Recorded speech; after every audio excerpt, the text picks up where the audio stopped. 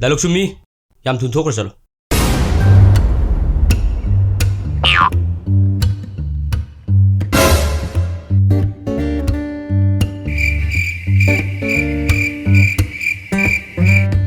next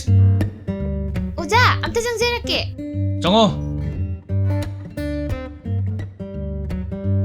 असिदि खरा तौदो माले हे तौदु माले यार बा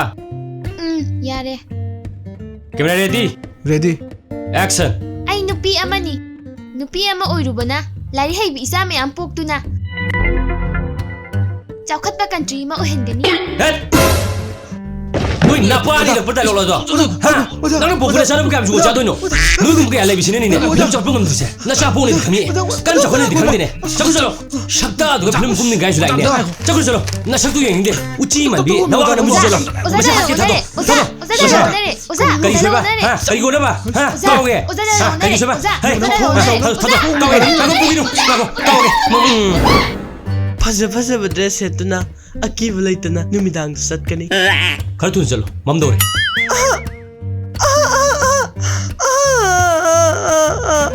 चखतपा हैबिस करिनो नवा द हंगुर चलो आई नुपी अमनी नुपी अमा ओइजरबसु लमदम मसिदा चौखटपगी मांजिन थानबगी वखल पुरीबी नुपी अमनी ओलक्लिबा मतम मसिदा फजरबा फिजोल सेतुना फजरबा सक्तम अमगा लोइनाना अकीबबु मुथतकनी वाह यानी मसी याम फजरे अदो नंग मपान ngak tang ngairo ko thank you sir hojiki do yadudi male aduda awat pa ma di ilei lei agi wakal da सकतो एरोनी मांदे हेरोनी की सक्सी को माइ दोगे लेदना एरोनी ID समायगा थेक्तना yare to shakta aduga heroin bu sumna ba ide hojiki do khar khanar ga tausi kanomi war wale yagi wakal da ओजा अंगांग मले हाबि येंगुजिरा सकता ननु प्रोपो मिनबो क्याम जोगो चादोइनो ओजा ओजाना चपतलजो अंगांग दोइ पुरकेबा hana ga ge tarukpa release खागा नंबर मिनिदा akhui series nam doira तो अइना साइना हाइदुनी जु चाबोइ रमोइना जो चाबदो नंग को थोरदरा दुति हो अखोइदि लेइतमिना हाइजदिगे yare taning de तो तौरे दो ओजा kaino सेक्शन लैयुको खुम मसा सांग मयाम लैबनी स्वाइजे नंगी तो इंगोंदरा पानरा ओजा नंग दो मी हाके ngakune ना ना नंग उसिति बा कुजु गरन तौरेगा निगोन उसिति ने थादोनो मेने बारा नंग मी थांगा ता थाइनो मी खाबा नंग हादलो सिगे सिग्रु बुंगो नंग ले मी याम वानि ने ब्रो मी लेट्रबो ओ कनानो आई ऑडिशन यावबा लापने ngasi gi loina hayeng lao कईनो हाइसिबो आई याम वाना लाखरजाने बाजारदगी खोंगना चंगैने नोय स्वाइसिसु ऑक्टोगा अमता सेंदे हयें अमुक लाकपगा ngamaroy आई कईनो माइ गमता थांद्रिसिबो इमा सिदबो phone du kapune मिले मिले मिले मिले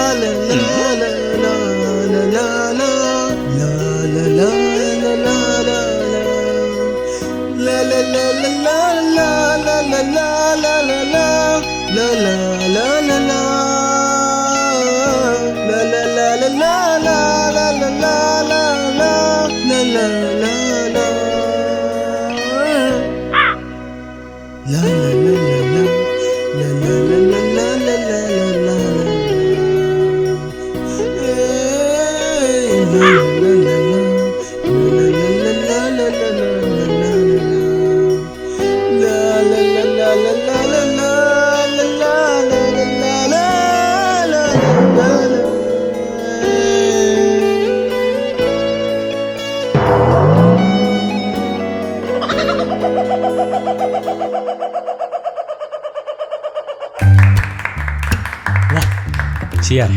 यारे नुचा adu thoibim chanang dance hai bro हयेओजा मखन सुने हयेओजा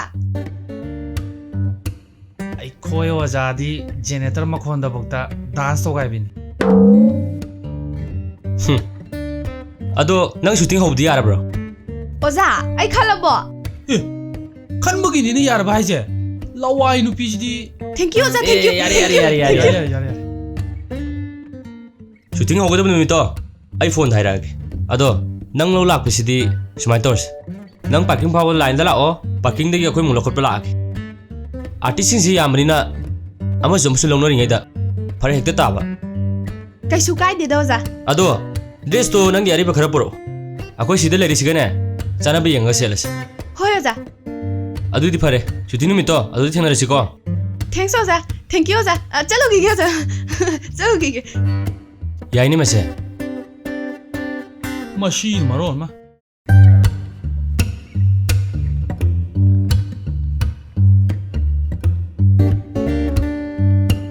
ꯒꯥꯔꯤ ꯑꯆꯧꯕꯗꯒ ꯂꯥꯛꯇꯧ ꯃꯥꯜꯂꯦ ꯑꯗꯨꯒ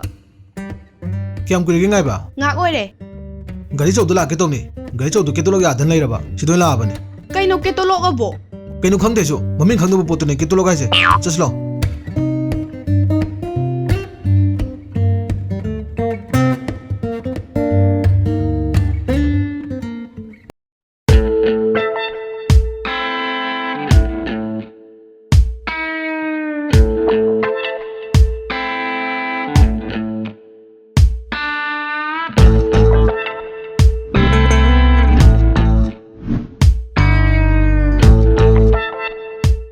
ꯂꯣꯏꯔꯕ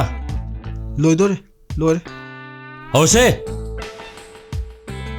ꯑꯣꯖꯥ ꯃꯦꯀꯞ ꯀꯅꯥꯅ ꯇꯧꯗꯣꯏꯅꯣ ꯍꯥ ꯃꯦꯀꯞ ꯔꯣशन मेकअप रोशन मनाक चलो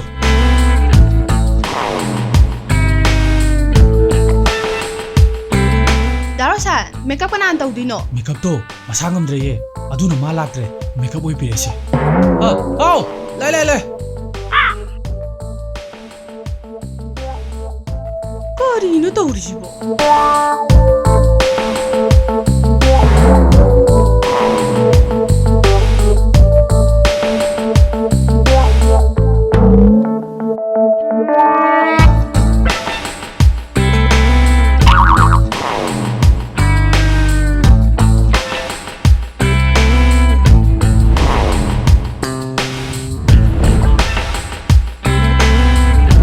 ये मनंग ड्रेस अदुने यादरा ꯌꯥꯔꯅꯤ ꯑꯣꯖꯥ सी नंबर 1 गिसे को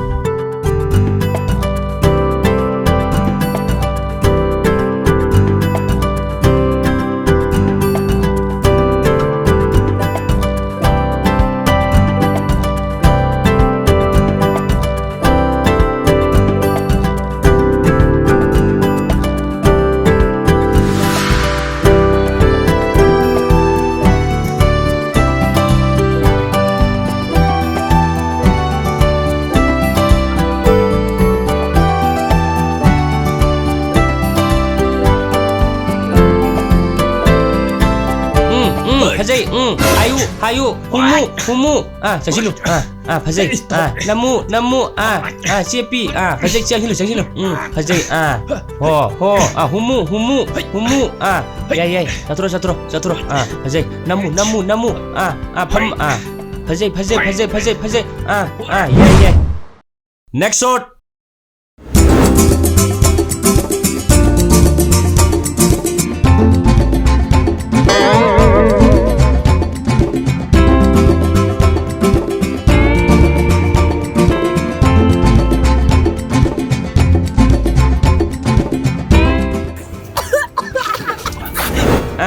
फजै थेउ फजै इमो नंला फजै थेउ ओजा कदोरे असिसिबो टोलीदगा तौरदि ओजाई वीडियो से मै फजन हौनिबो ट्रोली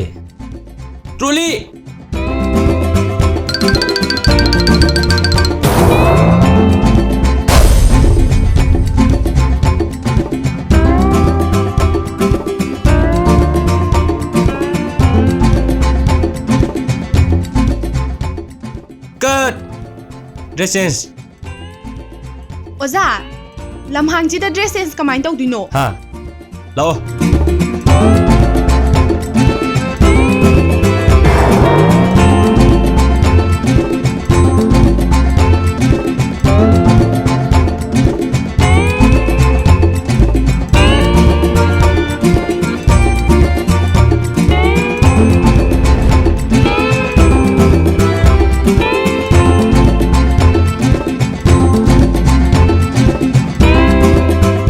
ओजा इसिंग याम खरांग इसिंग दा थाके नंग इसिंग थकपा लाइरा शूटिंग तौ लाइरा याने ओजा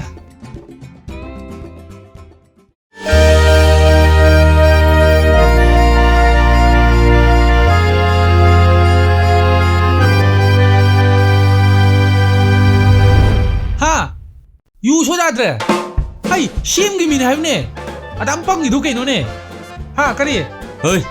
हाँ ओजा ओजा नंग फोन की मैं सेंदाइन सेल्फी तो चारो ओजा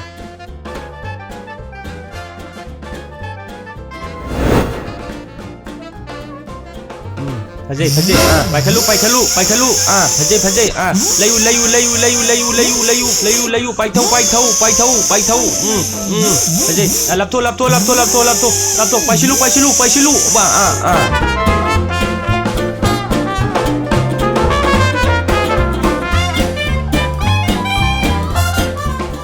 सन नु पता याव리 이신 넣었어 야예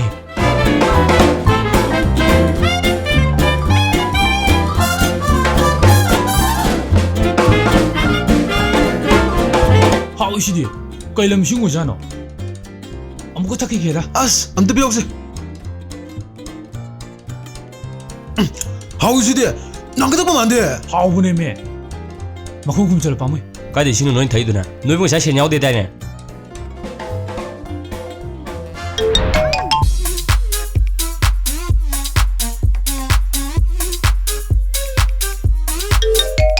लाउसा 쿨락보네 लाउ 슈팅 무딜 넣어야 아 दानावसा 하우 암탐게 मिंगजेलमता 넣을게 내려 먹고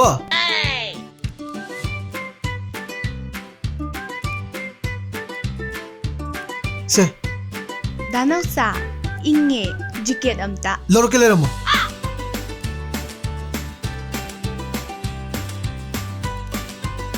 세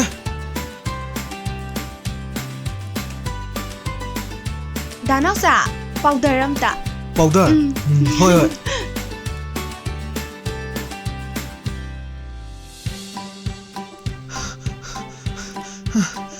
세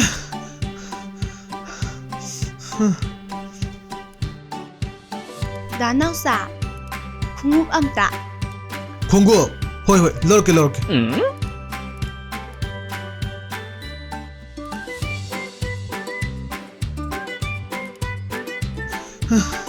세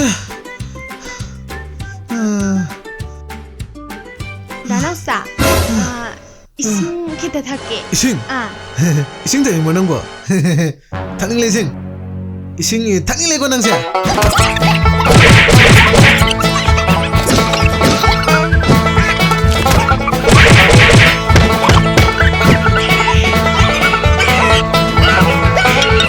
이싱 이싱 लाउसा 이싱 이싱 하우 이 cầu lắm mà lên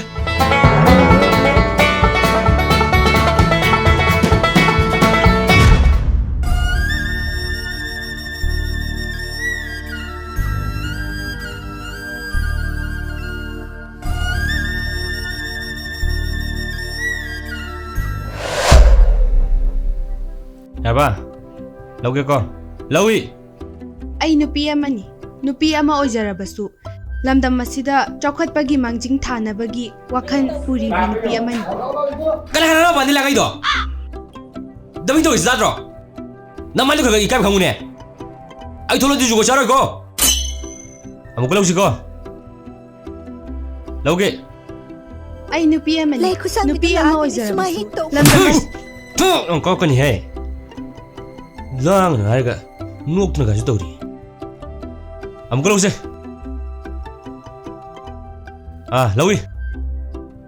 ꯑꯩ ꯅꯨꯄꯤ ꯑꯃꯅꯤ ꯅꯨꯄꯤ ꯑꯃ ꯑꯣꯏꯖꯔꯕꯁꯨ ꯂꯝꯗꯝ ꯑꯁꯤꯗ ꯆꯥꯎꯈꯠꯄꯒꯤ ꯃꯍꯥ ꯄꯥꯄꯤ ꯃꯆꯥꯁꯤꯡꯗꯨ ꯂꯩꯔꯝꯕ ꯈꯪꯉꯤ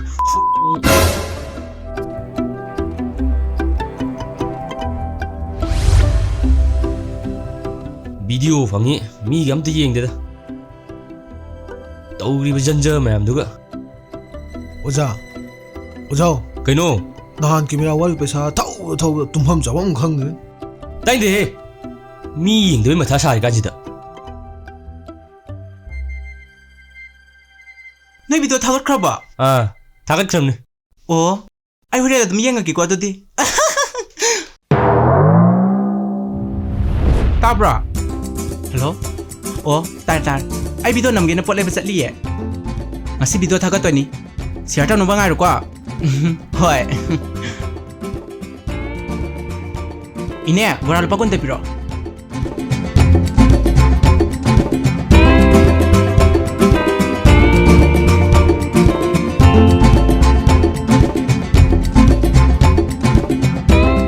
이네 싱주를 바꾼대 빌어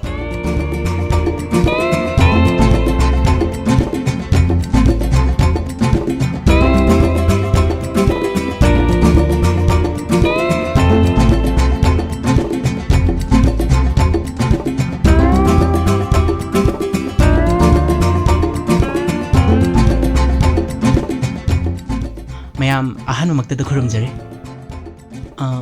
ꯑꯩꯁꯦ ꯌꯨꯝꯁꯤ ꯈꯔꯗꯤ ꯃꯣꯠꯂꯦꯀꯣ ꯌꯨꯇꯨꯕꯇꯒꯤ ꯐꯪꯂꯛꯄ ꯁꯦꯟꯗꯨꯅ ꯈꯔ ꯇꯧꯔꯒ ꯁꯥꯒꯠꯄꯅꯦꯕ ꯃꯣꯠꯂꯁꯨ ꯃꯣꯠꯅ ꯃꯐꯝꯁꯤꯗ ꯑꯗꯨꯝ ꯆꯥꯖꯔꯛꯑꯒꯦ ꯆꯥꯕ ꯍꯧꯔꯁꯤꯀꯣ ꯃꯌꯥꯝ ꯁꯤꯡꯖꯨꯁꯦ ꯑꯩꯅ ꯁꯨꯖꯕꯅꯤꯀꯣ ꯍꯧꯖꯤꯛꯇ ꯕꯣꯔꯥ ꯀꯩꯁꯦ ꯍꯧꯖꯤꯛꯇ ꯍꯧꯗ ꯉꯥꯏꯔꯤꯅꯤ ꯐꯣꯡ ꯐꯣꯡ ꯁꯥꯔꯤꯕꯅꯤ ꯍꯥꯎꯋꯦ ꯑꯗꯨ ꯃꯌꯥꯝ ꯌꯨꯝ ꯁꯥꯕꯒ ꯀꯩꯒ ꯇꯦꯕꯜ ꯀꯩꯗꯣ ꯃꯊꯧ ꯑꯝꯇ ꯈꯪꯗ꯭ꯔꯦ ꯑꯗꯨꯅ ꯐꯛꯇ ꯑꯗꯨꯝ ꯇꯧꯖꯔꯦ ꯃꯌꯥꯝ ꯑꯗꯨꯅ ꯋꯥꯔꯧꯕꯤꯕ ꯌꯥꯗ꯭ꯔꯦ ꯌꯨꯝ ꯁꯥꯕ ꯂꯣꯏꯔꯒ ꯐꯖꯅ ꯑꯗꯨꯝ ꯅꯝꯖꯔꯛꯑꯒꯦ ꯚꯤꯗꯤꯑꯣ ꯃꯌꯥꯝ ꯑꯃ ꯍꯧꯔꯦ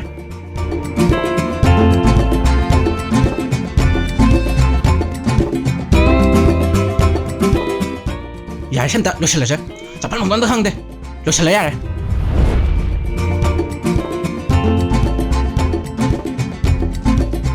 ꯁꯤꯉꯥꯡꯅꯤ ꯅꯝꯃꯝꯃꯤꯁꯦ ꯖꯨꯒꯣꯠ ꯑꯝꯇ ꯅꯝꯃꯝꯗꯕꯅꯤ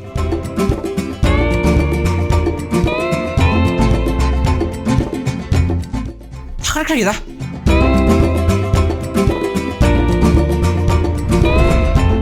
ꯃꯊꯤ ꯌꯣꯡ ꯆꯥꯕꯒꯤ ꯚꯤꯗꯤꯑꯣꯁꯤ ꯃꯤ ꯃꯌꯥꯝ ꯌꯦꯡꯉꯤꯁꯦ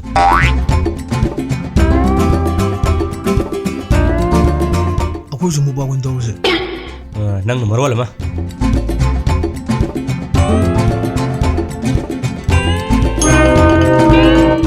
ꯑꯩ ꯚꯤꯗꯤꯑꯣ ꯌꯦꯡꯉꯤꯔꯣ